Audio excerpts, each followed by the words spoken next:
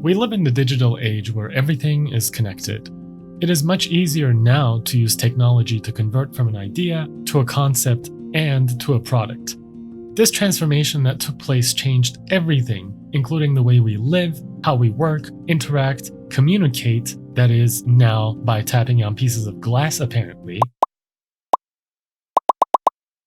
and the way we make and spend money.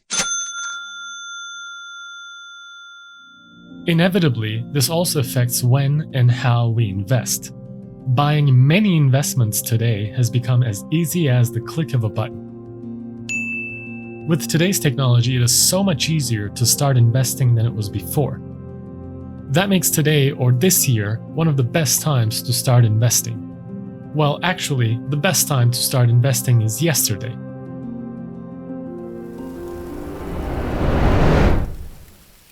Just like the best time to plant a tree was also yesterday. Without further ado, here's why it is now so much easier to invest than ever before.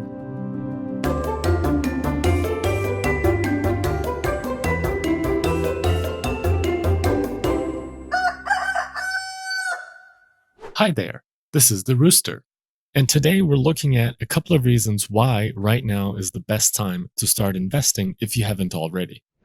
Clearly, the best time to start investing is as soon as you can, but there are a couple of reasons why right now is especially a good time, even if you're starting with as little as your first $100. The first reason is that it is cheaper to invest now than ever before.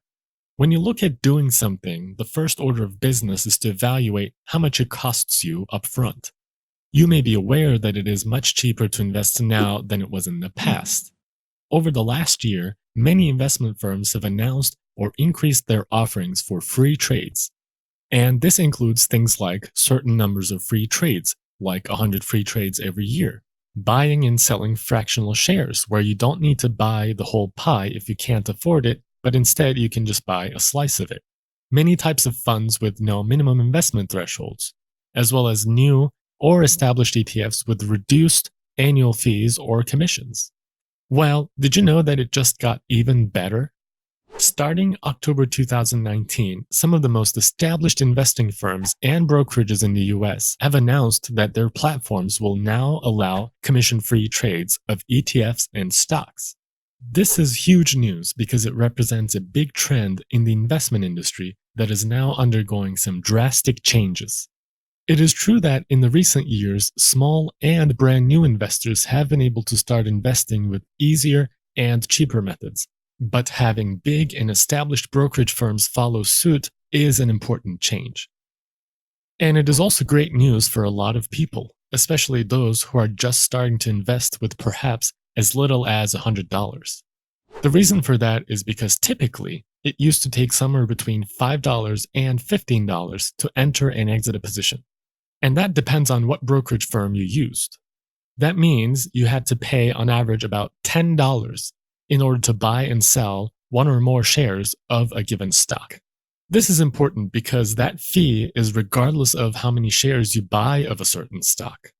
So let's say you decide to buy a stock that's now valued at $100. After a while, let's assume that the stock value goes up to $120 and you decide to sell. Ideally, that would mean a profit of $20. But normally, you'd have to pay about $10 in total for doing the buy and sell transactions. That takes away half of your $20 earnings, and you're left with the remaining $10. Well, keep in mind that for large investors, this may be negligible. If you had decided to buy 10 shares of the same stock at $100 and sell at $120, you again would pay in total $10 of commission fees for the two transactions. But in this case, you bought and sold 10 shares, and your earnings is $200, which is 10 times larger. So a $10 transaction fee is only 5% of your $200 total earnings, leaving you with $190 in profit. Well, so long commission fees. One of the reasons why large investment firms are starting to implement this strategy is because the cost of investing was steadily falling, and it was only a matter of time before it became completely free, especially in an overconnected world. This does not mean that it is completely, absolutely free to invest. Many people these days are investing in broad index funds, which have definite advantages over individual stocks, and that is for a good reason. These funds represent a broad segment of the market with different varieties having different focus, such as index funds tracking individual sectors, index funds that track the largest companies, or index funds that track the total behavior of the market.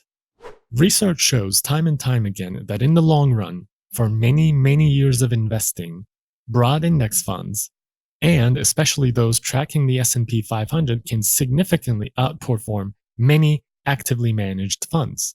This is why Warren Buffett, one of the richest and one of the wisest investors ever as considered by many, explains that the stock market simply transfers money from the impatient to the patient investor. What that means is that those who will impatiently jump in with no plan will panic when the market downturns and sell at a lower price than they bought, which is a loss. On the other hand, waiting patiently after buying a solid investment, or better yet, waiting for the price to come down to a certain comfortable level before buying, will reward investors in the long run. But just because the restaurant serves sugar-free maple syrup, that doesn't mean you should drench your pancakes in it. Free doesn't mean you should do it frequently, or more often than you did before. You should always invest responsibly. At the same time, you should be aware that even when you invest in these relatively safe market index funds, there are still some fees. Depending on what specific fund or ETF you invest in, you may have to pay fees determined by what's typically called an expense ratio. This ratio determines the amount you have to pay after holding the ETF or fund for a given period of time. As an example, assume we start with an initial investment of $100 that goes up by 5% on average every year. An expense ratio of 1% means that when we sell this investment, 1% of the amount that was invested has to be paid in expenses for each year the investment was held. So if we sell after just 1 year, we would make $5 from the annual gain and pay $1 in expenses. That brings our net profit to $4. But if the investment had an expense ratio of 0.1%, instead of $1, we would pay just 10 cents in expenses. That would bring our net profit to $4.90. A difference of 90 cents, or just 0.9%, may seem small, but the comparison becomes much more meaningful when you consider longer-term investments that allow for your money to grow over time. The reason for that is because just like the investment itself, the expenses also grow through compounding. For instance, if we invest the same $100 for 10 years, with an expense ratio of 1%, we would pay almost $15 in expenses, leaving us with a profit of just over $48. If instead we had an expense ratio of 0.1%, we would pay less than $2 in expenses and get a final profit of over $61. And that is much higher returns compared to having a higher expense ratio. That's precisely the second reason why right now is the best time to invest, due to these investment choices with such small expense ratios. Well, the good news is that many investment firms are coming out with ETFs and funds with tiny expense ratios. Looking around, you can find broad market ETFs with expense ratios less than 0.03%. And surprisingly, there are even some new ETFs with, get this, negative expense ratios. So those ETFs pay you back a small percentage amount depending on how long you hold them. And that is the other reason why it is so affordable to responsibly invest now than it was 10 years, 1 year, or even just a few months ago, with so many cheaper options. The last reason I want to talk about is the availability of extremely good online resources. And here, I don't just mean resources for learning about how to invest or spend money. Did you know that every minute there's more than 500 hours of content uploaded on YouTube? While only a certain fraction of that is educational, you can find a majority of what you're looking for fairly easily. And if enough people have the same question, chances are that the answer has either been posted somewhere or better yet, there is a video about it. Using these online resources is becoming increasingly more popular for many things in life, not just for financial planning. For example, there are many free courses online. This doesn't mean you have to get a degree by attending an actual online school.